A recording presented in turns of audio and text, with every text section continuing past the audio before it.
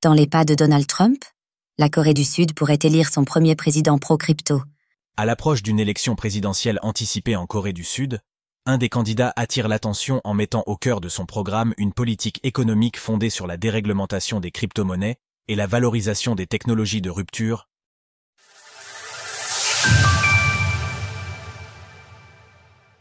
Un programme électoral centré sur la déréglementation technologique.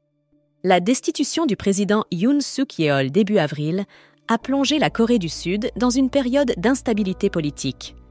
Dans ce contexte, Hong Joon-pyo, figure du Parti du pouvoir du peuple, s'est imposé dans la campagne présidentielle anticipée prévue le 3 juin avec un programme tourné vers les technologies de rupture et la réforme du cadre réglementaire des crypto-monnaies. Lors de son discours à Séoul le 16 avril, il a présenté 27 mesures économiques dont la principale ambition est de faire de la blockchain et des crypto-monnaies des moteurs de croissance nationaux. Il propose de démanteler les réglementations actuelles à l'image des politiques menées par l'administration Trump aux États-Unis. Pour Hong Joon-pyo, COS technologies ne doivent plus être marginalisées, mais pleinement intégrées dans le tissu économique et administratif du pays. Il défend également l'utilisation de la blockchain dans les services publics, afin de renforcer la transparence et l'efficacité administrative.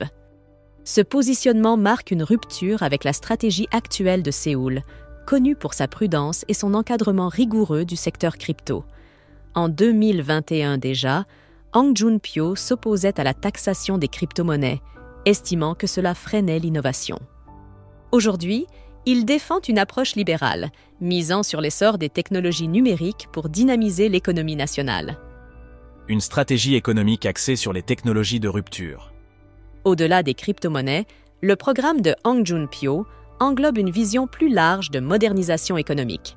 Il prévoit un investissement massif de 50 000 milliards de wons, environ 35 milliards de dollars, sur 5 ans pour stimuler la recherche et le développement dans des secteurs technologiques importants.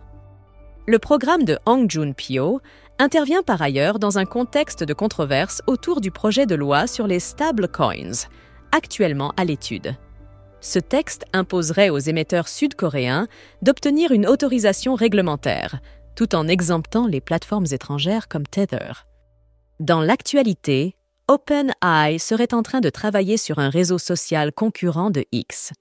Bien qu'il n'ait pas explicitement commenté cette mesure, sa posture de dérégulation laisse entendre une opposition implicite à ceux qu'il considère comme une entrave à la compétitivité locale. Retrouvez toutes les actualités crypto sur le site cryptost.fr.